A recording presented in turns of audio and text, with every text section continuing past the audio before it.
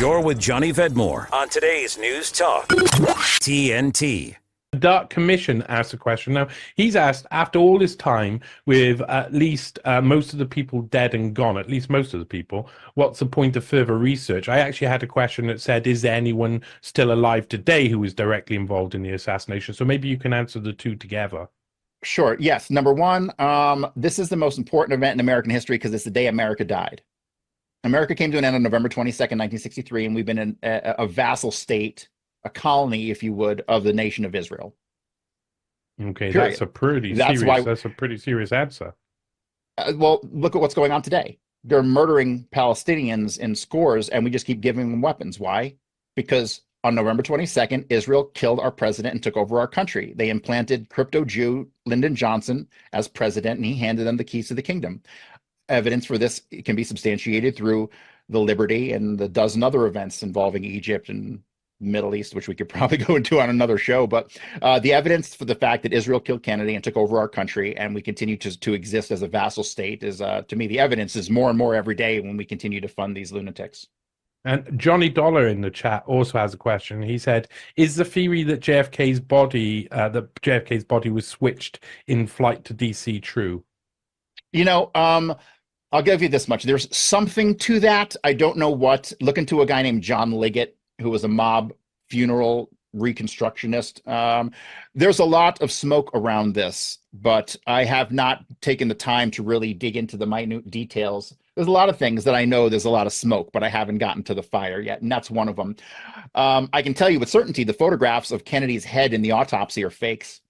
If you look into what is called the Harper fragment is a piece of occipital bone that was picked up in Dealey Plaza belonging to Kennedy. It's proof that this section of his head was blown out, but none of the autopsy photos show that. So a lot of people think that like J.D. Tippett was a body double swap thing. I think that's a garbage misinformation.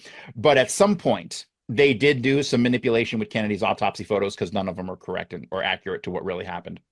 Okay, so the money shot, we could call this. What does your research show, or who does your research show fired the shots, in your opinion? Yep.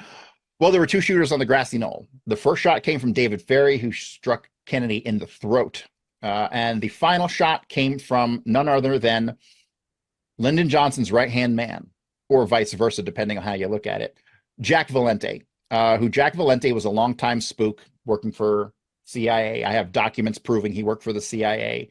He lied about where he was during the motorcade. He lied about where he was after the motorcade. And even his alibi witnesses, I've been able to debunk all those statements in chapter 6 of my book. So when you go into the Jack Valente section of my book, the whole thing is dedicated to debunking every single bit of alibi he provided for where he was when Kennedy was shot. Yeah, he seems like an extremely important character as well in U.S. history that has been sidelined, of course, for good reason. Good reason for the bad guys. What were the politicians' part in the assassinations then? Because we're talking here about the nitty gritty.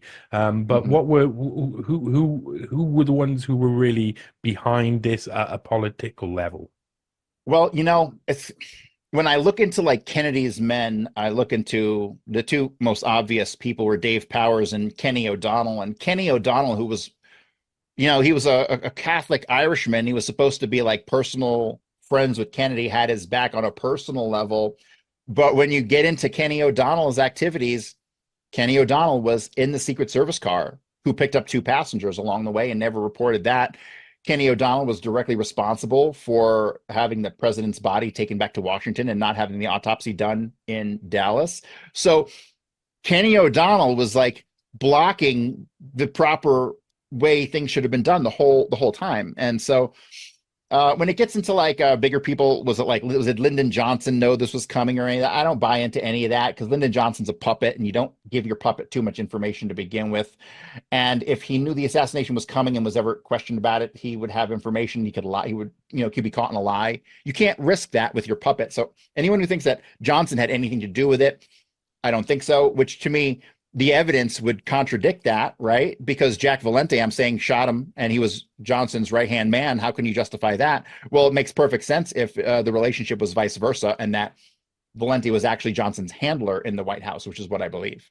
So, but yes, everyone surrounding Johnson was in on this. Everyone surrounding Kennedy was in on this. But can I say Johnson was in on it directly? Absolutely not.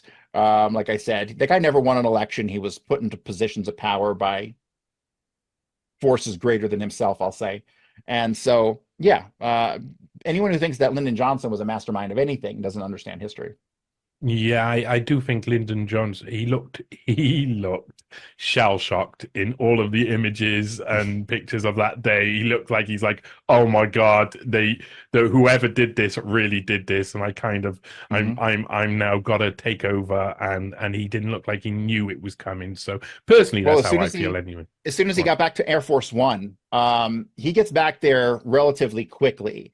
And Godfrey McHugh, who was general, he was Kennedy's advisor, military advisor. He searched Air Force One for like 15 minutes and he could not find Johnson anywhere. He eventually locates Johnson in the bathroom behind the president's office. And Johnson is crouched down in the shower and he's bawling like a baby, saying, "It's a plot. It's a plot. They're going to get us all." And then that didn't appear in the history books until 30, 40 years later, when an interview was given to a journalist, and Godfrey McHugh actually confessed that. So, yeah, I don't believe that Johnson was involved or had any knowledge the assassination was going to happen. I'm more of the belief that his Secret Service knew and he didn't. This is Johnny Vedmore on today's News Talk TNT.